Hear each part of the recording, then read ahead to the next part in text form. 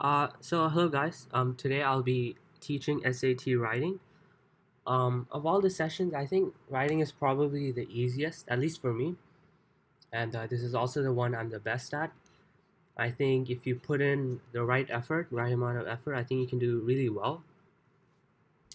And some of my opinions, when you look at the textbook, you see a lot of this stuff, parallelism and apostrophes, all that, and subject verb agreement.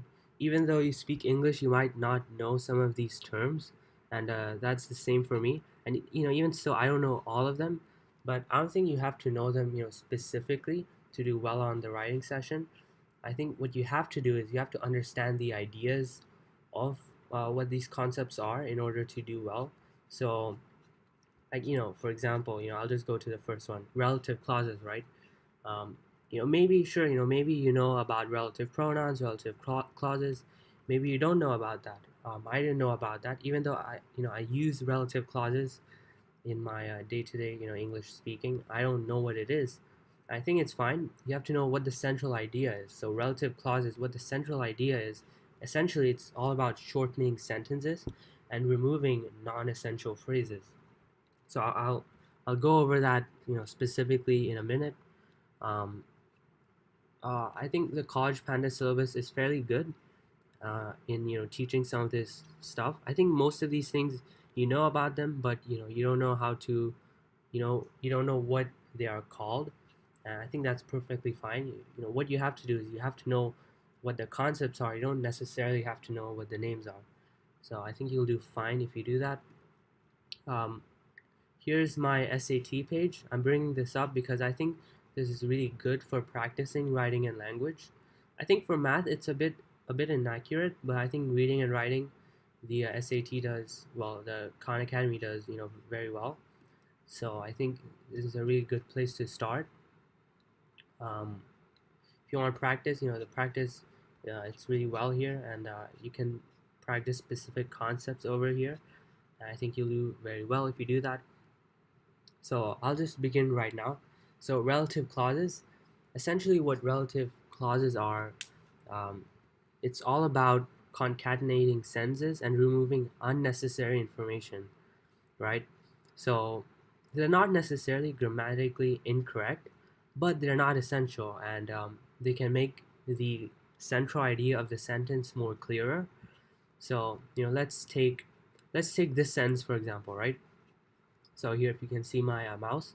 So after escaping, the tiger that was hungry ate my aunt, who was nice and juicy, earlier today.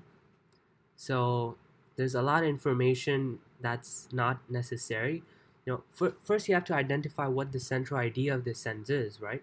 So you can tell that the central idea is the tiger ate your aunt, right? That's the central idea, because most of the words in the sentence are used to convey that idea that the tiger ate your aunt. Is it necessary to put who was nice and juicy or after escaping? Sure, it adds more detail, but it's not necessary for the central idea. So you can remove these phrases and just say, the tiger ate my aunt earlier today. And that's essentially what relative clauses are all about. It's about removing relative clauses or these non essential elements. I think other than relative clauses, I'll also talk about non-essential elements. It's not, I think it's later on in this book, but I think it ties fairly nicely with relative clauses. So I'll talk a bit about that. So essentially what non-essential elements are, they are phrases that are not essential to the sense, that if removed, this sentence still makes perfect sense. So who was nice and juicy after escaping, the phrases I just mentioned that you removed, these are also called non-essential elements, because if you remove these sentences, the overall sentence makes perfect sense, and the central idea is not harmed or removed in any particular way. So if we remove these phrases, we can just say the tiger that was hungry ate my aunt earlier today. The sentence makes perfect sense. If you remove it, you wouldn't even know that that particular phrase was removed.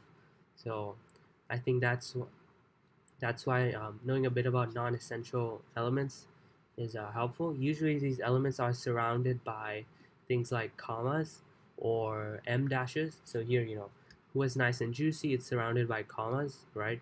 So that's a hint that can tell you it's a non-essential element, which could be a thing that needs to be removed in order to make the sentence more concise.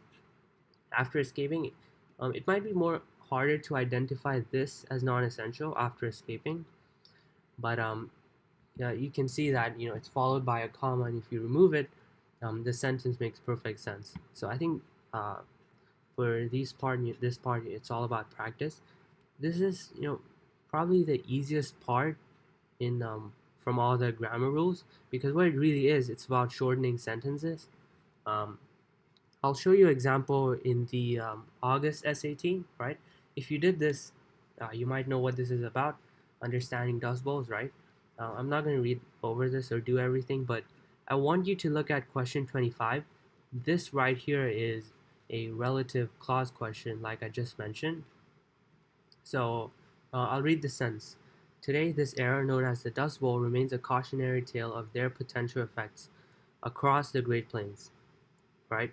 So well, what option should go in this part? So we have the potential effects of dust storms. Well, first you have no change. The potential effects of dust storms, potential effects of them, its potential effects. So we already know potential effects of dust storms or of them. That's those are non-essential parts. Those are not important. If you remove these parts, I know they aren't surrounded by commas. It doesn't always have to be surrounded by commas, but they're not essential to the sentence. So you could remove of dust storms and of them, and the sentence makes perfect sense. So now we're left with its potential effects and their potential effects. So this is another part of grammar. So it has to be its, not their, because their, if it's plural, if it's a group of people, then it's going to be their thing, their potential effects. But it's referring to Dust Bowl, so it's a single concept. That concept is going to be followed by its, not their. So um, that's essentially for that question. And I think that would be it for relative clauses. Oh, I think I'll also go a bit over idioms because it's fairly short. Prepositional phrases I'll go over in the next lesson. Idioms I'll talk a bit more about. This is fairly easy. Essentially, you can't really do anything about this. These are essentially words that don't make sense initially, or if you look at them literally, but they're often used in the English language to convey certain meanings, right? So I'm on a bus. You're not literally on top of a bus like this panda, but you're inside the bus, right? So if someone tells you I'm on a bus, you know they're inside the bus, and you don't think that they're on a bus. And that doesn't make sense because on means like on top and whatnot. But that's what an idiom is. They don't make sense, but you know what they are, and they have a different meaning. So this you just have to memorize, or you just have to know about them. So these are fairly common. If you use English fairly often or decently often, then you've probably heard of these terms, and you can probably identify them. So if you're decent at English, it's probably really easy. If not, it's probably really hard, because if not, you just have to memorize them, right? So here, he's regarded to be an awesome speaker. He's regarded as an awesome speaker. Yeah, so these are just, idioms. So you can't really do anything about them. And that's essentially it for idioms and for prep, or well, for relative clauses. And I think that would be it. And well, good luck on your writing, and I'll come up with another lesson tomorrow. Thanks.